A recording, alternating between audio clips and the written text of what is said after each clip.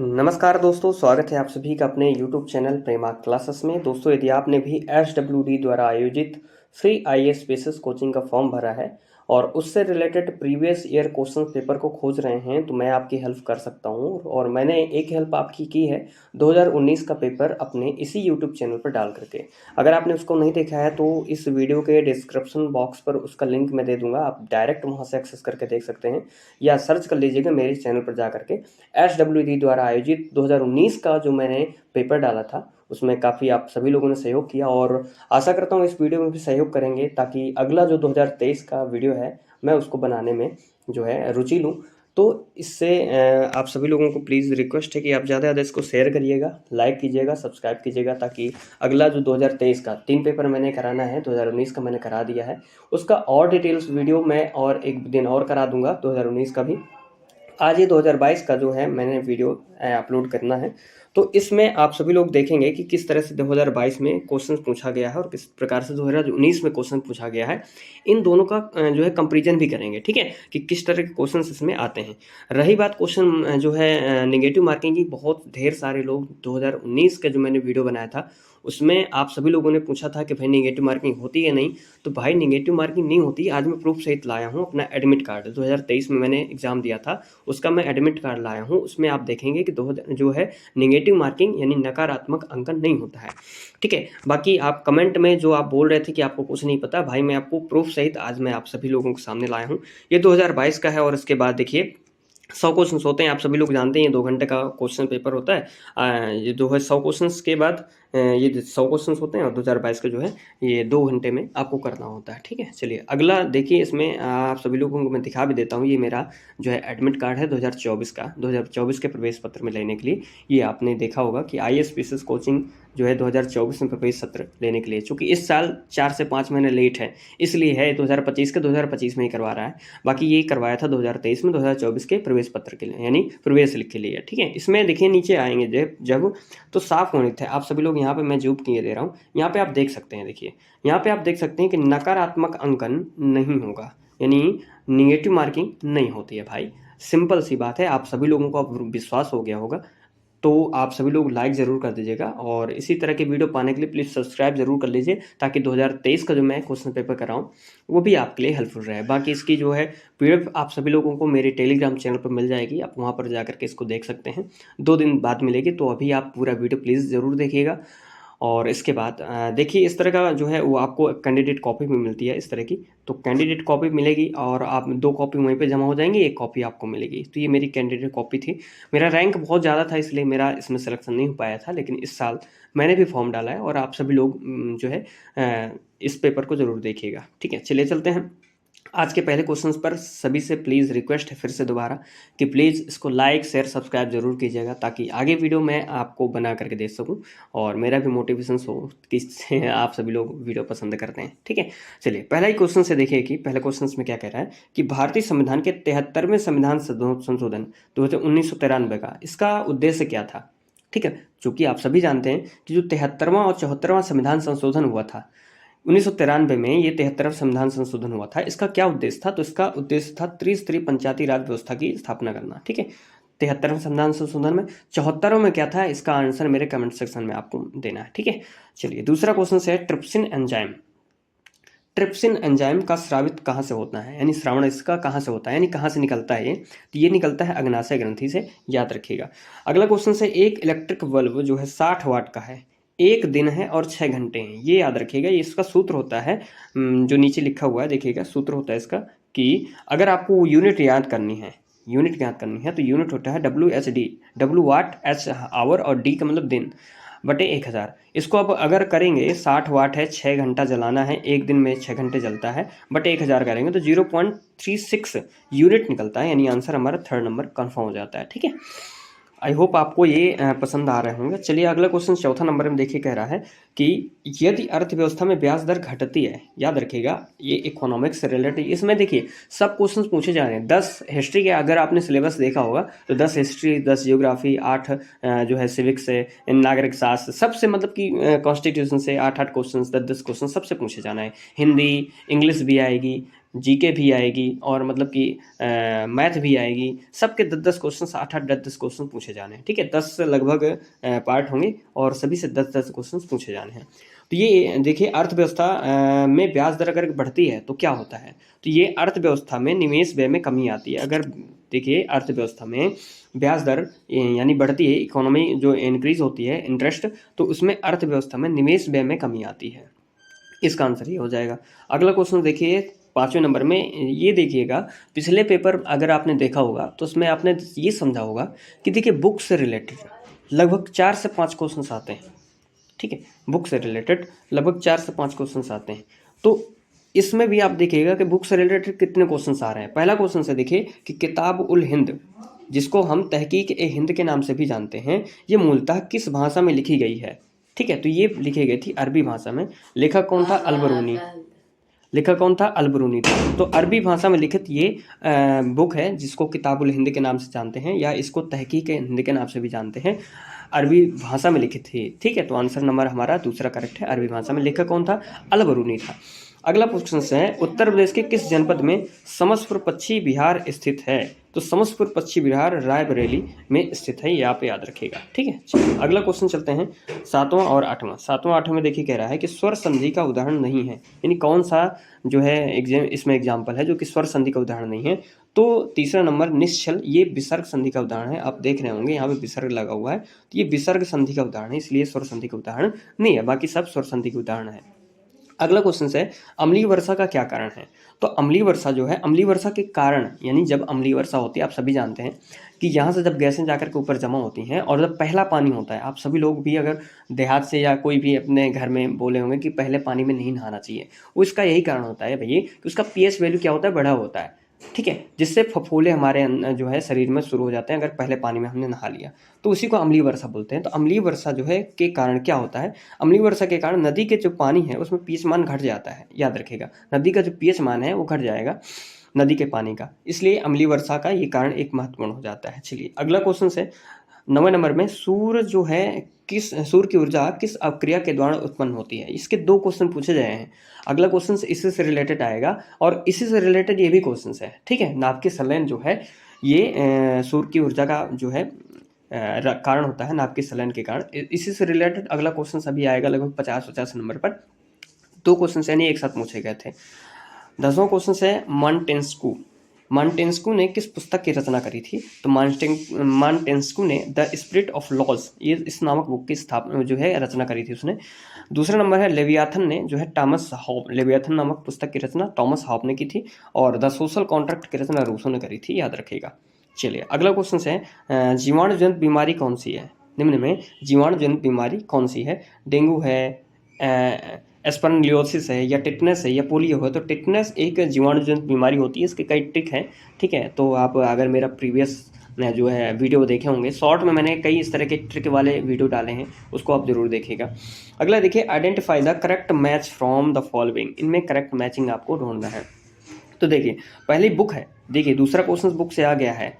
पिछले पेपर में लगभग 4 से 5 क्वेश्चन बुक से थे, यानी बुक से रिलेटेड 2023 का भी देखेंगे, उसमें बहुत ढेर सारे क्वेश्चन पूछे जाते हैं।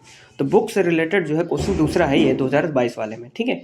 तो पहला ही जो है इसमें कह रहा है कि आइडेंटिफाई द करेक्ट मैच, यानी कौन सी पुस्तक किसके द्वारा लिखी गई है, ये करेक्ट आपको ढूंढना है। तो बुक है द पिलग्रिम्स प्रोसेस, वो प्रोग्रेस है, ये डेनियल डिफोर के द्वारा लिखी गई है? नहीं, ये डेनियल डिफोर के द्वारा नहीं लिखी गई, ये जॉन मार्टिन के द्वारा लिखी गई है, जॉन बनायन के द्वारा, सॉरी। इसके बाद है दूसरा नंबर द टेम्पेस्ट, ये टेम्पेस्ट जो है मिलन के द्वारा लिखी गई है? नहीं, ये जो है शेक्सपियर के द्वारा लिखी गई है, तो ये भी हमारा गलत है। अगला है जो एरियोपेगिटिका है, ये शेक्सपियर के द्वारा लिखी गई है? नहीं, ये भी नहीं है। तो हमारा चौथा नंबर करेक्ट है। चौथा नंबर क्या है? ये है एमोरेट्टी, ये एडमंड स्पेंसर के द्वारा लिखी गई बुक है, तो हमारा आंसर जो है चौथा नंबर करेक्ट हो जाएगा, ठीक है। अगला क्वेश्चन से देखिए, इनमें से कह रहा है कि निम्न में से किस विद्यमान योजनाओं को हाल में शुरू गई समग्र शिक्षा योजना में समाहित कर दिया गया है? यानी 2-3 जो है योजनाएं एक साथ करके समग्र शिक्षा अभियान की योजना में समाहित किया गया है। तो पहला है सर्व शिक्षा अभियान, इसको भी समाहित किया गया है। दूसरा राष्ट्रीय माध्यमिक शिक्षा अभियान, इसको भी समाहित किया गया है। और तीसरा है शिक्षक शिक्षा, इसको भी समाहित किया गया है। यानी इन तीनों को, आंसर नंबर हमारा चौथा हो जाएगा, ABC इन तीनों योजनाओं को मिला करके एक नई योजना शुरू की है जिसको समग्र शिक्षा योजना के नाम से हम जानते हैं। ठीक है, तो आंसर हमारा तीनों हो जाएगा। इस तरह के क्वेश्चन पूछे जाते हैं दोस्तों। अगला देखिए, परानिस्यंदन क्या होता है। ठीक है, परानिस्यंदन यानी खून को साफ करने की प्रक्रिया कहलाती है। ये परानिस्यंदन ये क्या होता है, तो ये कहाँ होता है, तो ये वोमन संपुट में होता है, याद रखिएगा। वोमन संपुट यानी वोमन्स कैप्सूल्स में होता है, याद रखिएगा। चलिए अगला क्वेश्चन से हमारा है 15वें नंबर में क्वेश्चन है हमारा मैथ से। देखिए इस बार इसने जो है मैथ, रीजनिंग और केमिस्ट्री, फिजिक्स यानी सब कुछ को मिक्स करके दे दिया है। 2019 में आपने देखा होगा कि अलग अलग पैटर्न, अलग अलग यानी मैथ के अलग होंगे 10 क्वेश्चन लगातार, फिजिक्स के मीन्स उसके साइंस के अलग होंगे, और इतिहास के अलग होंगे, ज्योग्राफी के अलग होंगे, लेकिन इसमें इसने मिक्स किया है। ठीक है, 15वें नंबर में कह रहा है कि यदि 20 वस्तुओं का क्रय मूल्य 15 वस्तुओं के विक्रय मूल्य के बराबर है तो लाभ प्रतिशत क्या होता है। तो आपने मैथ पढ़ा ही होगा कि 15 वस्तुओं का जो विक्रय मूल्य के बराबर इस तरह वाला क्वेश्चन आ जाता है, तो 15 वस्तुओं का विक्रय मूल्य इसको क्रय मूल्य मानते हैं, और जो 20 वस्तुओं का क्रय मूल्य है उसको विक्रय मूल्य मानते हैं। ठीक है, तो 20 SP है, 15 CP है, अगर दोनों को घटाएंगे तो परसेंटेज आपका निकल जाएगा लगभग 33.5%, यानी 33 से 1/3%। आंसर नंबर हमारा थर्ड सही हो जाएगा। ठीक है, अगला क्वेश्चन से देखिए, पॉलीथीन किस यौगिक की सहायता से मिलकर के बनता है, यानी किस यौगिक का बहुलकीकरण है, तो ये एथिलीन का बहुलकीकरण है। अगला क्वेश्चन से हमारा 17वें नंबर में, ये भी मैथ से रिलेटेड है कि आर त्रिज्या वाले दो वृत्त हैं जिनकी जीवाएं AB और AC हैं, और AB बराबर क्या है 2AC है, यानी AB अगर 1 है, वो AC अगर 1 है तो AB जो है 2 है, ये याद रखिएगा। और P और Q AB और AC के उसकी केंद्र की दूरियां हों तो सत्य कथन कौन सा है। तो मैंने यहाँ पे देखिए बताया, बनाया भी है।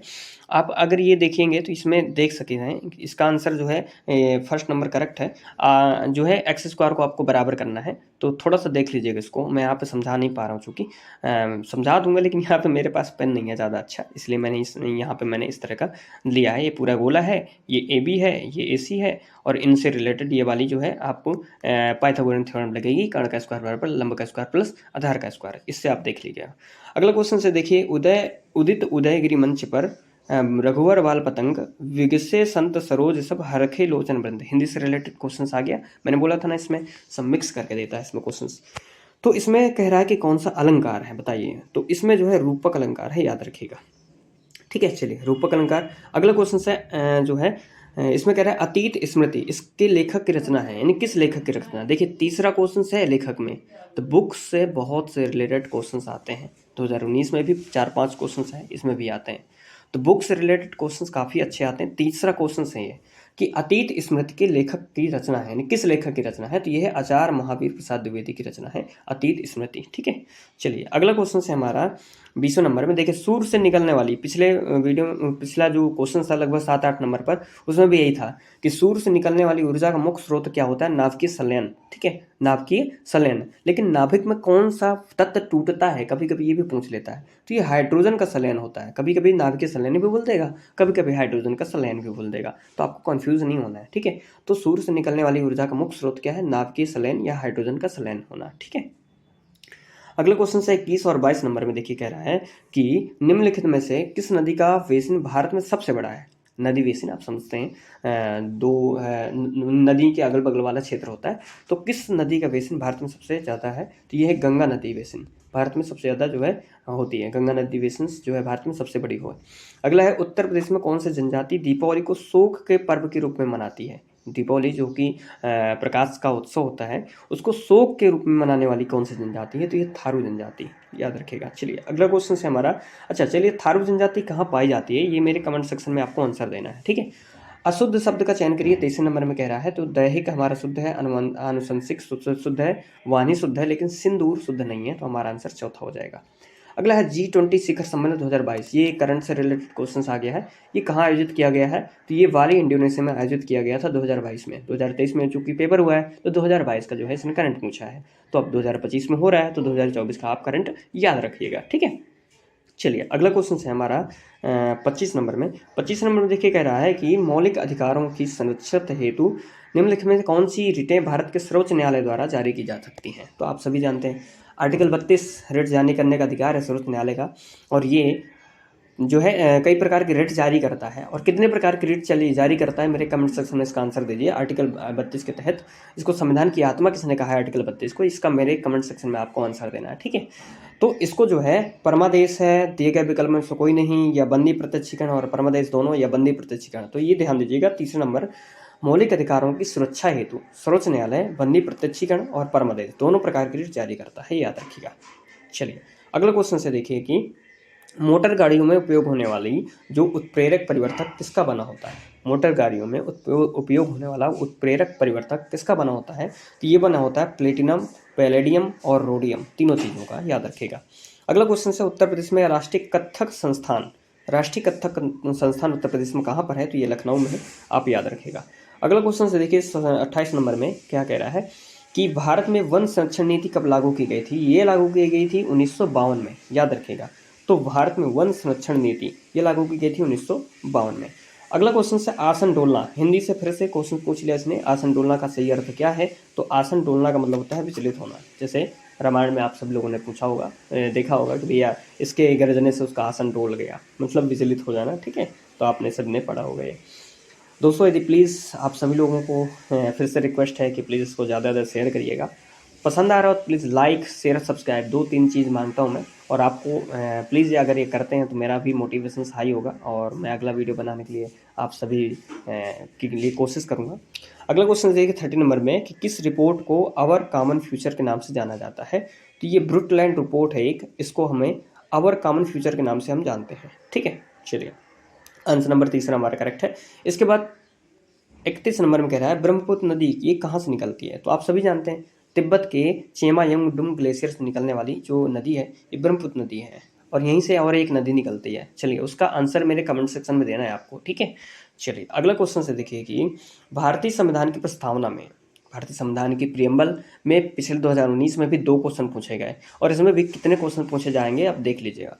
भारतीय संविधान की प्रस्तावना में पंथ निरपेक्षता, अखंडता ये किस संविधान संशोधन द्वारा जोड़े गए थे। तो आप सभी जानते हैं कि जो हमारे में एक ही मात्र संशोधन हुआ है हमारे इसमें प्रियम्बल में, जो कि 42वें संविधान संशोधन हुआ है। ये कब हुआ है इसका आंसर भी मेरे कमेंट सेक्शन में दीजिएगा। चलिए मैं ये जानना चाहता हूँ दोस्तों कि आपको कितना मतलब कि याद है, क्योंकि इससे रिलेटेड क्वेश्चन बनते रहते हैं, इसलिए है मैं कहता हूँ कि आप मेरे कमेंट सेक्शन में इसका आंसर दीजिए। जिसको पता है वो दे देगा, नहीं पता है तो आप कोई बात नहीं, गूगल कर लीजिएगा, इससे रिलेटेड क्वेश्चन जरूर आते हैं। तो जो 42वें संविधान संशोधन हुआ था उसमें पंथ निरपेक्षता और अखंडता नामक शब्द जोड़े गए थे हमारे प्रियम्बल में, ठीक है। तो आंसर नंबर हमारा तीसरा करेक्ट हो जाएगा। चलिए अगला क्वेश्चन से 33 नंबर में कह रहा है कि सरदार वल्लभ भाई पटेल को जो है कृषि विश्वविद्यालय उत्तर प्रदेश के किस जनपद में, यानी कृषि विश्वविद्यालय से रिलेटेड क्वेश्चन इसने पूछ लिया है कि सरदार वल्लभ भाई पटेल कृषि विश्वविद्यालय ये कहाँ है, तो ये मेरठ में है। चौथा नंबर हमारा करेक्ट है।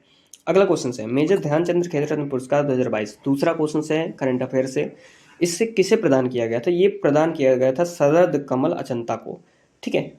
मेजर ध्यानचंद खेल रत्न पुरस्कार 2022 ये शरद कमल अचंता को प्रदान किया गया था, ठीक है। तो ये क्वेश्चन था किससे रिलेटेड, ये क्वेश्चन था करंट से रिलेटेड। अगला क्वेश्चन से देखिए, डार्विनवाद मूल आधार क्या है। आप सभी बायो पढ़े होंगे अगर, तो उससे रिलेटेड क्वेश्चन है कि डार्विनवाद का मूल आधार क्या है। इसका मूल आधार है प्राकृतिक चयन यानी नेचुरल सिलेक्शन, ठीक है।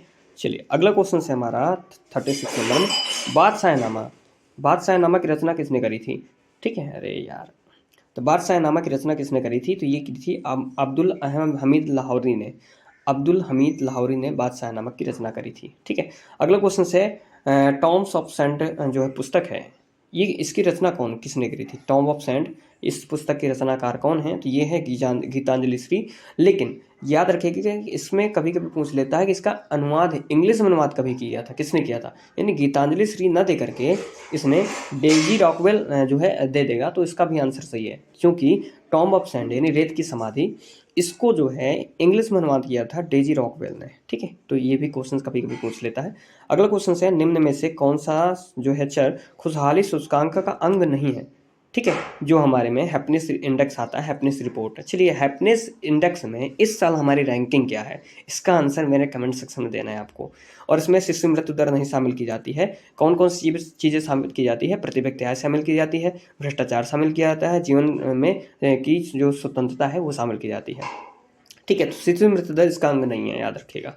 अगला क्वेश्चन से देखिए, सल्तनत काल में किस सुल्तान ने सल्तनत काल में किस सुल्तान ने बाजार नियंत्रण नीति लागू की थी? तो आप सभी इसका आंसर जानते होंगे कि इसका आंसर है अलाउद्दीन खिलजी। इसने बाजार नियंत्रण प्रणाली शुरू करी थी। चलिए अगला क्वेश्चन से हमारा 40 नंबर कि किस अनुच्छेद के अंतर्गत संसद को राज्य सूची में भी संबंध के राज्य सूची में अगर उसमें हित है तो उसमें भी कानून बना सकती है संसद। ठीक है, तो ये अनुच्छेद 249 है, याद रखिएगा। 249 आर्टिकल के तहत संसद राज्य सूची में भी जो है कानून बना सकती है। ठीक है, जबकि 246 का ए आप सभी लोग जानते हैं कि जीएसटी से रिलेटेड है। 1 जुलाई 2017 को समवर्ती सूची का एक टैक्स होता है, ये शुरू किया गया था 1 जुलाई 2017 से, और 101वां संविधान संशोधन के जरिए ये शुरू किया गया था। आर्टिकल 247 ये अतिरिक्त न्यायालय संसद द्वारा स्थापित किए जाने के संबंध में है, ये भी आप याद रखिएगा। ठीक है, चलिए अगला क्वेश्चन है 41 और 42 नंबर में कि 41 में कह रहा है what is the antonym of, antonym पूछ रहा है। मैंने बोला था ना कि इंग्लिश हिंदी सब पूछता है इसमें, तो antonyms of even handed. Even handed का मतलब होता है फेयर, इम्पार्शियल, यानी निष्पक्ष, कोई भी जो है पक्षपात नहीं करना। तो इसका एंटोनिम हो जाएगा पक्ष लेने वाला, तो इसलिए हो जाएगा पार्शियल। इम्पार्शियल का मतलब पार्शियल। ठीक है, अगला क्वेश्चन है सैडल पीक, ये कहाँ अवस्थित है? तो सैडल पीक है तो अंडमान में, लेकिन कहाँ है? अंडमान निकोबार में। तो ये भी इससे रिलेटेड क्वेश्चन पूछा था इसने। देखिए अंडमान, कौन सा अंडमान? उत्तरी अंडमान। तो उत्तरी अंडमान में सैडल पीक स्थित है। ठीक है, चलिए अगला क्वेश्चन से हमारा दादा साहब फाल्के पुरस्कार 2020 किसे प्रदान किया गया था? करंट से रिलेटेड क्वेश्चन था, तो ये आशा पारेख को प्रदान किया गया था। अगला क्वेश्चन से परमाणु के संदर्भ में कौन सा कथन असत्य है? ठीक है, इसका आंसर आप देखिएगा, परमाणु के संबंध में कौन सा कथन असत्य है?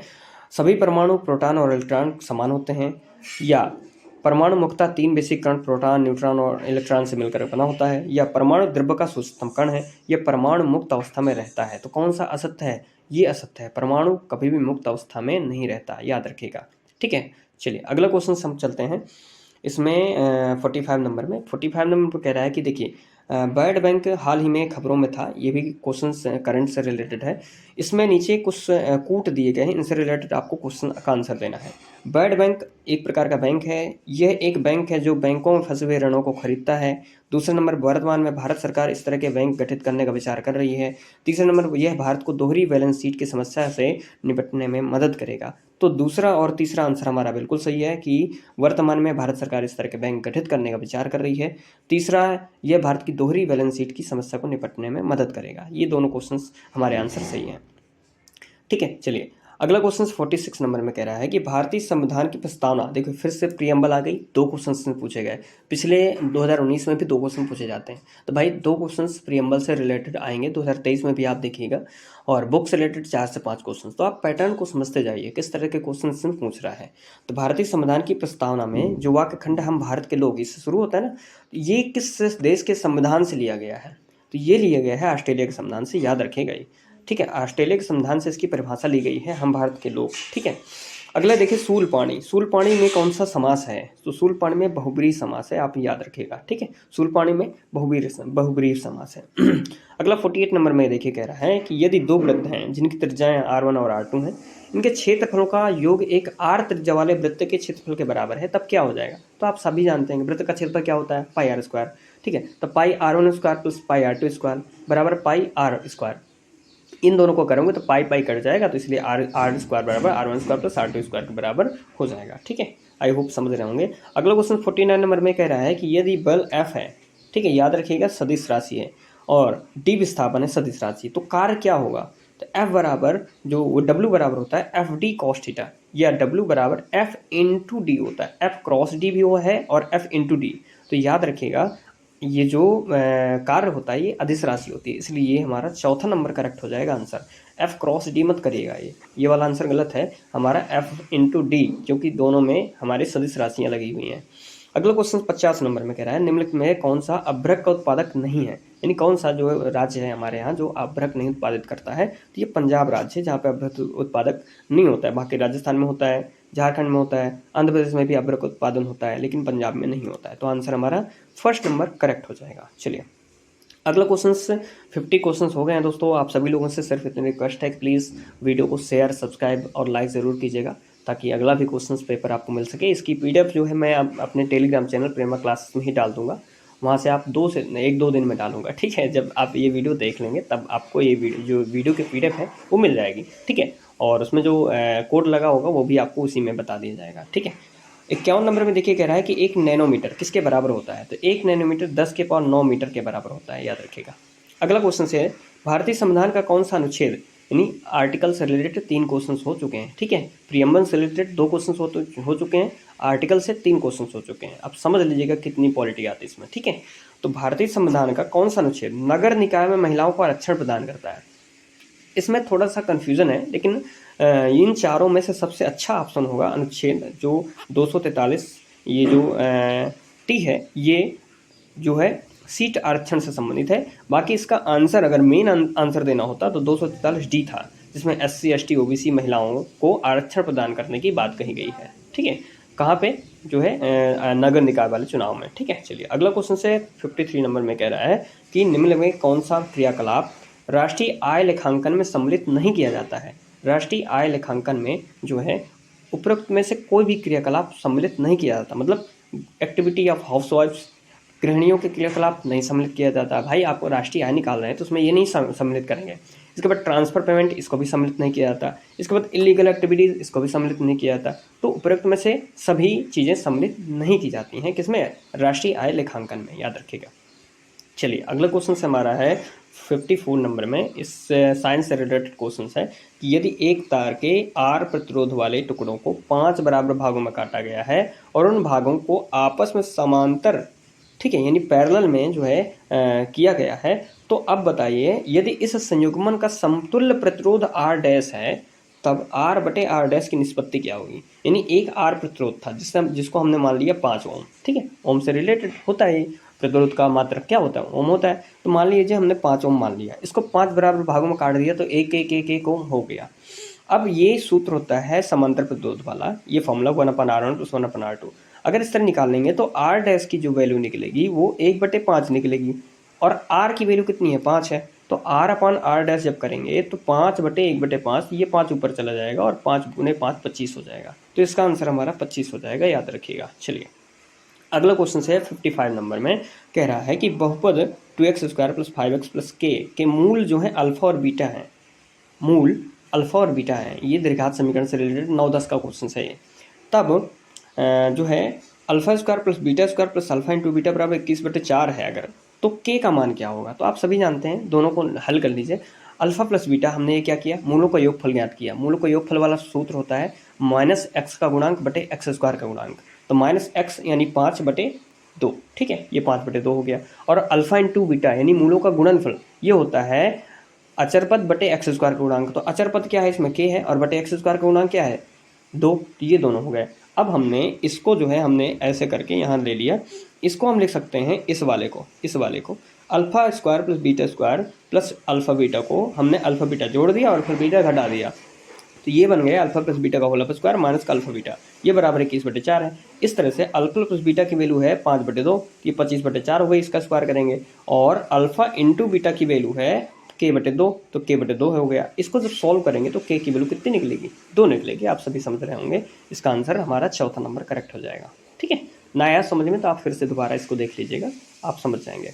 अगला क्वेश्चन है मोललता संबंधित, ये भी साइंस से रिलेटेड क्वेश्चन केमिस्ट्री में, कि मोललता के बारे में कौन सा कथन सत्य है। तो देखिए मोललता क्या होती है, विलेय का द्रव्यमान बटे विलेय का आणविक द्रव्यमान, इसका सूत्र होता है मोललता का। एम से रिप्रेजेंट करते हैं, स्मॉल एम से, कैपिटल एम मोलरता होती है। दोनों में डिफरेंस थोड़ा सा, मोललता और मोलरता। देखिए विलेन की मोललता ताप के साथ नहीं बदलती, याद रखिएगा, ये हमारा कथन सत्य है।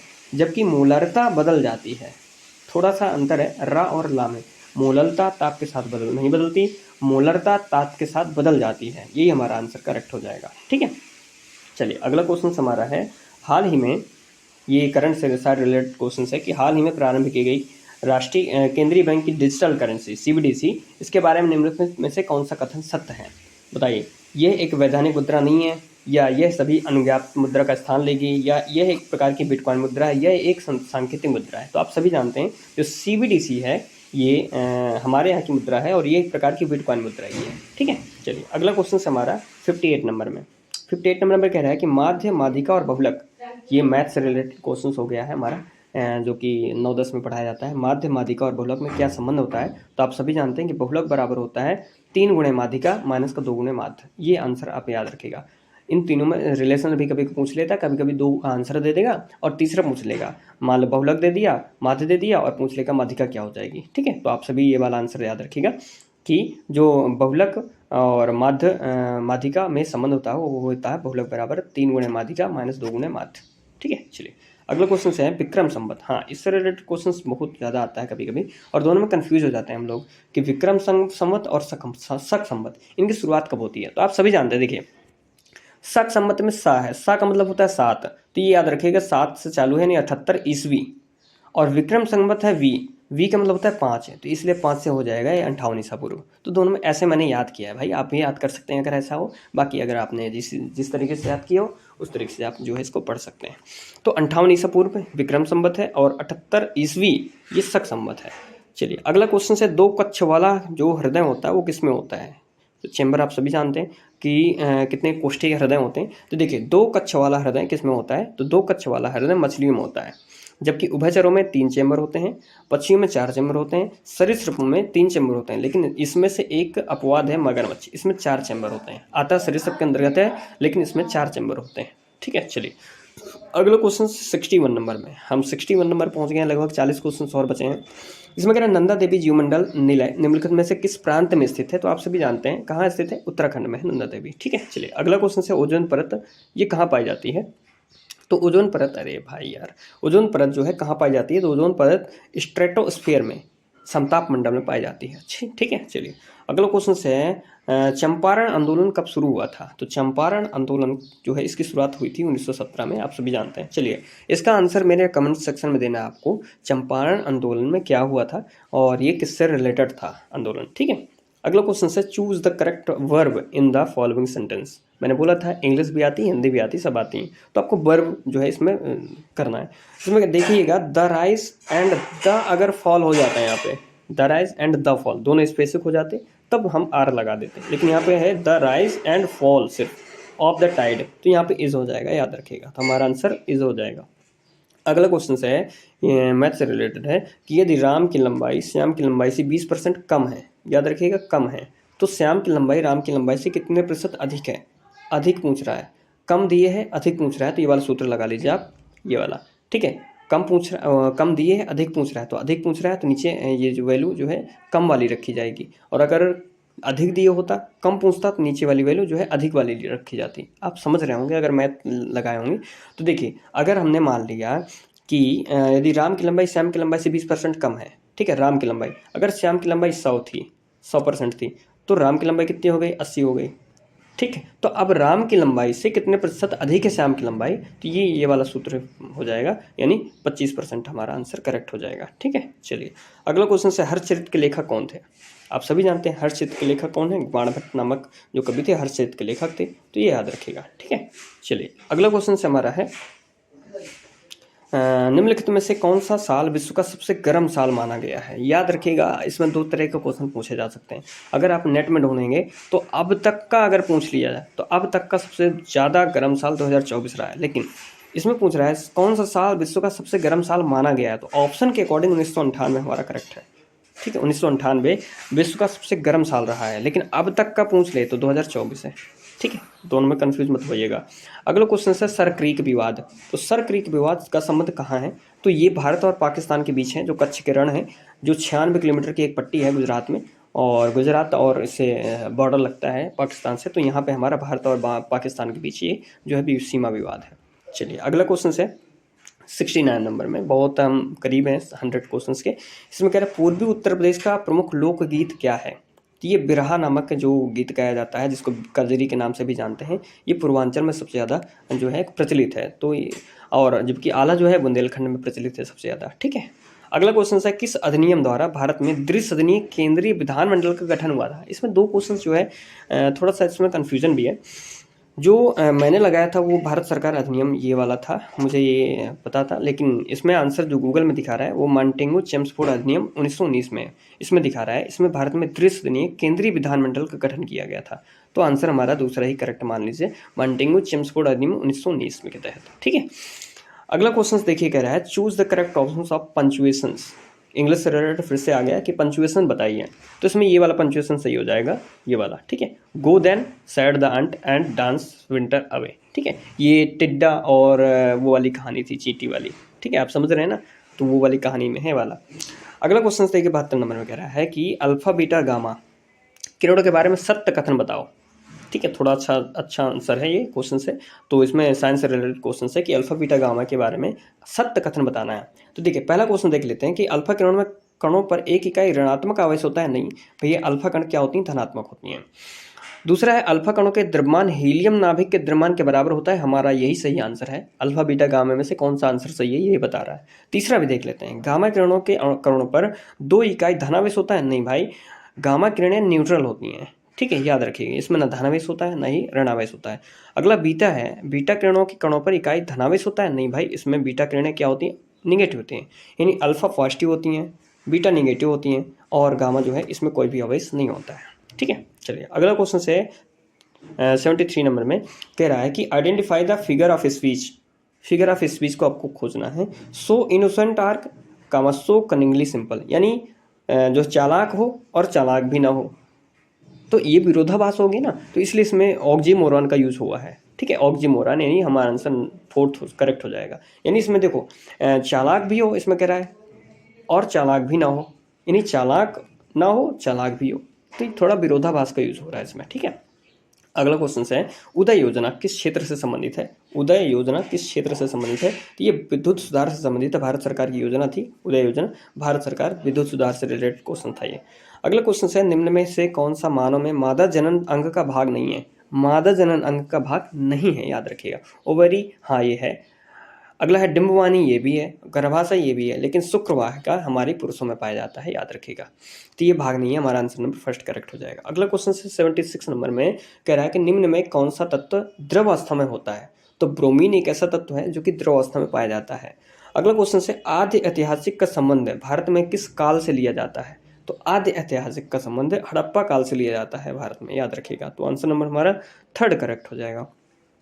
78 नंबर में कह रहा है विश्व का सबसे ऊंचा ज्वार भाटा, सबसे ऊंचा ज्वार भाटा कहाँ आता है, तो ये आता है फंडी की खाड़ी में। अच्छा चलिए आपको मेरे कमेंट सेक्शन में आंसर देना है कि फंडी की खाड़ी है कहाँ, इसका आंसर मेरे कमेंट सेक्शन में दीजिएगा, नहीं आ रहा तो गूगल कर लीजिएगा, लेकिन याद रखिएगा इससे रिलेटेड क्वेश्चन बनते हैं, अगर यहाँ पे क्वेश्चन ये बोल रहा है तो इससे रिलेटेड क्वेश्चन अगली इसमें बन सकते हैं, इसलिए हमें प्रीवियस ईयर क्वेश्चन पैटर्न की आवश्यकता होती है, अदरवाइज क्या करना है, ठीक है, हम तो पढ़ ही रहे हैं।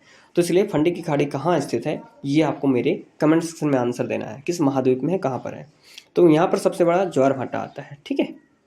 चलिए अगला क्वेश्चन है 79 नंबर में, choose the correct passive voice, active voice, passive voice, direct indirect, 2 question जरूर आते हैं, ठीक है। तो इसमें कह रहा है पैसिव वॉइस चूज करो, इसमें कह रहा है some boys were helping the wounded man, ठीक है, तो इसमें आप सभी जानते हैं, थोड़ा बहुत तो पढ़ा होगा हाई स्कूल में, तो समझ रहे होंगे कि सब्जेक्ट का ऑब्जेक्ट बन जाता है, ऑब्जेक्ट सब्जेक्ट बन जाता है, उसके पहले बाई का यूज हो जाता है, मेन वर्ब की थर्ड फॉर्म यूज हो जाती है बस, और टेंस जो है इसके अगले वाले में परिवर्तित हो जाता है, जैसे वर है तो वर बीइंग में, आवाज बीइंग में हो जाएगा। तो यहाँ पे देखिए द वाउंडेड मैन ये सब्जेक्ट हो जाएगा यहाँ पे, तो the wounded man was being, यहाँ पे चूंकि एक आदमी था इसलिए वर को क्या बना दिया हमने, वाज बना दिया, इसके बाद बीइंग लगाएंगे क्योंकि अगले आने वाले वर्ड में परिवर्तित होता है, तो the wounded man was being helped by some boys, तो बाय लगा दिया, हेल्प लगा लिया, मेन की थर्ड फॉर्म लगा दी, तो हमारा फर्स्ट नंबर आंसर करेक्ट हो जाएगा। अगला क्वेश्चन देखिए कह रहा है विजयनगर साम्राज्य का संस्थापक कौन था, आप सभी जानते हैं विजयनगर साम्राज्य की स्थापना किसने करी थी, हरिहर और बुक्का नामक 2 भाई थे, इन्होंने जो है विजयनगर साम्राज्य की स्थापना करी थी। अगला क्वेश्चन से देखिए बहुत अच्छा है, रियो डी जेनेरियो पृथ्वी सम्मेलन 1992 ये कहाँ हुआ था और किस लिए हुई थी, तो ये जैव विविधता के संरक्षण के लिए हुआ था, याद रखिएगा, थर्ड नंबर पर आंसर करेक्ट है। लेकिन अगर कहे ओजोन परत को बचाने के लिए क्या हुआ था, तो ये हुआ था मॉन्ट्रियल प्रोटोकॉल, कब हुआ था, 1985 में हुआ था, ठीक है। चलिए अगला क्वेश्चन से, और इससे देखिए ग्रीन हाउस गैसों को उत्सर्जन कम करने के लिए क्या होता है, आप बताइए ग्रीन हाउस गैसें कौन कौन सी होती हैं, ठीक है। अगला क्वेश्चन है सुनहरा शब्द में प्रत्यय कौन सा है, हिंदी से रिलेटेड क्वेश्चन आ गया, सुनहरा में प्रत्यय क्या होते हैं, प्रत्यय जो बाद में लगते हैं, उपसर्ग जो पहले लगते हैं, ठीक है। तो प्रत्यय में जो सुनहरा में इसमें हरा शब्द है ये प्रत्यय का काम कर रहा है, ठीक है। अगला क्वेश्चन है choose the correct indirect speech, direct और इनडायरेक्ट मैंने बोला था कि एक डायरेक्ट आता है, एक इनडायरेक्ट इनडायरेक्ट आता है नरेशन से, और एक वॉइस से आता है, तो इसमें कह रहा है कि इनडायरेक्ट स्पीच को चूज करना है। डायरेक्ट में दिया है कि she said to him comma please stand till here till I return, ठीक है, तो इसमें हो जाएगा सी सेड टू हिम की जगह हो जाएगा सी रिक्वेस्टेड, क्योंकि वो प्लीज़ लगा रही है इसलिए प्लीज़ के लिए ये हो जाएगा रिक्वेस्टेड। तो मैं यहाँ पे थोड़ा सा ऊपर क्लियर हूँ। यहाँ पे देख लीजिए, ऑर्डर्ड होगा नहीं, याद रखिएगा, ऑर्डर्ड होगा नहीं तो याद रखिए। तो पहला क्वेश्चन, दूसरा क्वेश्चन, ये दोनों तो कैंसिल हो गए। तीसरा है सी रिक्वेस्टेड हर, यहाँ पे हर है, यहाँ पे क्या है हिम, इसलिए आंसर हमारा ये चौथा नंबर करेक्ट हो जाएगा। बस यही इसी तरह आपको जो है एलिमिनेट करना है क्वेश्चंस, ठीक है। अगला क्वेश्चन से देखिए कि 84 नंबर में ये मैथ से रिलेटेड है और ट्रिग्नोमेट्री से रिलेटेड है। कह रहा है कि मान लीजिए कि टी एन बराबर कॉस के power N theta plus sine के पावर एन थीटा है, तो टी टेन का मान क्या है, यानी एन की जगह क्या करना है 10। तो आप सभी जानते हैं साइन 45 और कॉस 45, ये इसका वैल्यू क्या होती है 1/2, दोनों की वैल्यू होती है। तो यहाँ पे कह रहा है थीटा की वैल्यू 45 है, एन की वैल्यू 10 है। तो आप सभी लोग समझ रहे होंगे कि साइन के पावर 45 या कॉस के पावर साइन 45 और कॉस 45 दोनों की वैल्यू सेम होती है, ठीक है। तो यहाँ आपने 2 का मल्टी कर दिया और साइन के पावर 45 में साइन 45 या कॉस 45 एक का मान रख दिया और इसके पावर में 10 लगा दिया, क्योंकि देखिए कॉस के पावर 10 45, साइन के पावर 10 45 दोनों की वैल्यू सेम हो जाएगी। तो इसलिए यहाँ पर आंसर हो जाएगा 1/16 हो जाएगा आंसर, ठीक है। तो आंसर हमारा दूसरा करेक्ट हो जाएगा। इसको आप सॉल्व कर लीजिएगा, मैंने थोड़ा सा इसमें आपको दिया है हिंट। अगला क्वेश्चन से कंदरिया महादेव मंदिर किस शासक ने बनवाया था। तो ये बनवाया था धंगदेव ने, जो कि चंदेल वंश का शासक था, और 999 ईस्वी में इसने जो है इसका निर्माण करवाया था, 999 ईस्वी में। अगला क्वेश्चन है, जो अगला क्वेश्चन है, प्रतिबंधन एंडोन्यूक्लियस एंजाइम डीएनए को काटता है, कहाँ से काटता है, ये विशिष्ट स्थान से यानी स्पेसिफिक साइट से काटता है, याद रखिएगा। साइंस से रिलेटेड क्वेश्चन था। अगला क्वेश्चन है, what is the synonyms, antonyms आया एक सिनोनिम्स आ रहा है। इम्बेजल का मतलब क्या होता है, इसका सिनोनिम बताना है। इम्बेजल का मतलब होता है गमन करना, कोई चीज़ जो है उसको जो है मिस एप्रोप्रिएट करना। तो हमारा दूसरा आंसर हो जाएगा मिस एप्रोप्रिएट करना, ठीक है, यानी गबर करना, जालसाजी करना, कुछ भी करना। अगला क्वेश्चन है हमारा द्विघात समीकरण, यानी मैथ से रिलेटेड क्वेश्चन है कि यदि द्विघात समीकरण x square minus P x plus 1 बराबर 0 है और एक मूल अल्फा हो, तो इसमें से अल्फा प्लस 1 अल्फा का मान क्या है। तो आप सभी जानते हैं अगर कोई मूल अल्फा दिया है तो हम अगर उसमें रख दें तो उसकी वैल्यू 0 आ जानी चाहिए। तो हमने इसमें एक्स की जगह हमने क्या रख दिया, अल्फा रख दिया, क्योंकि एक मूल है इसलिए हमने अल्फा रख दिया। तो इसकी वैल्यू ये हो जाएगी अल्फा स्क्वायर माइनस का पी गुणे अल्फा प्लस 1 बराबर 0। तो अल्फा स्क्वायर प्लस 1 अपन अल्फा बराबर पी, उधर को पी ले गए, इधर को हम जब सब इसको रख दिया, अल्फा का जब इसमें भाग देंगे तो अल्फा प्लस 1 अल्फा बचेगा, यानी पी की वैल्यू। तो अल्फा प्लस 1 अल्फा, वही इसी की वैल्यू निकालनी थी हमें। अल्फा प्लस 1 अल्फा की वैल्यू क्या हो गई, ये पी हो जाएगी, यानी आंसर हमारा फर्स्ट नंबर करेक्ट हो जाएगा, ठीक है। आई होप आप ये समझ रहे होंगे, नहीं समझ रहे तो स्क्रीनशॉट ले लीजिए, फिर से इसको समझिएगा, मैंने पूरा इसका आंसर लिख दिया है, ठीक है।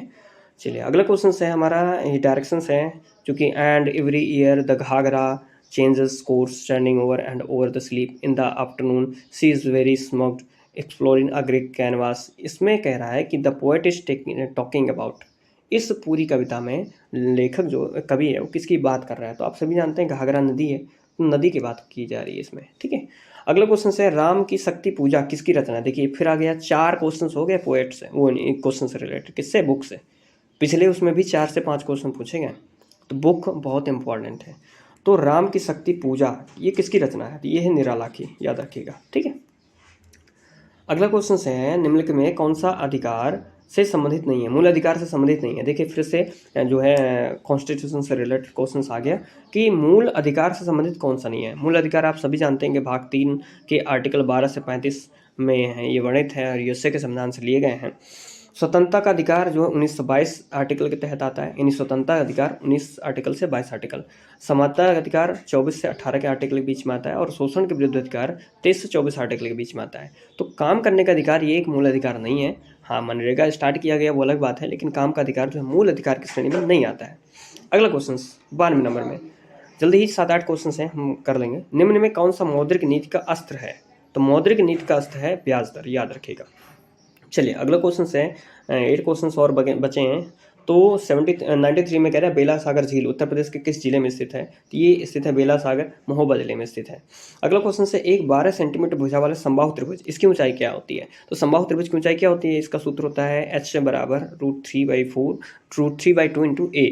तो इसकी वैल्यू क्या हो जाएगी 6√3। आप सॉल्व करेंगे इसको, क्योंकि a की वैल्यू कितनी है, a की वैल्यू है 12, तो जैसे 12 रखेंगे तो 3 4 काट देगा, 3 चौको 12, सॉरी यहाँ पर 3 काट देगा तो 3 चौको 12 हो जाएगा भाई, नहीं 2 छक्का 12 हो जाएगा भाई, 3 कैसे, 2 ही है नीचे, सॉरी भाई 2 ही हो जाएगा। तो 2 छक्का 12 6 आ जाएगा, और 6 गुणे 3 हो जाएगा, यानी √3।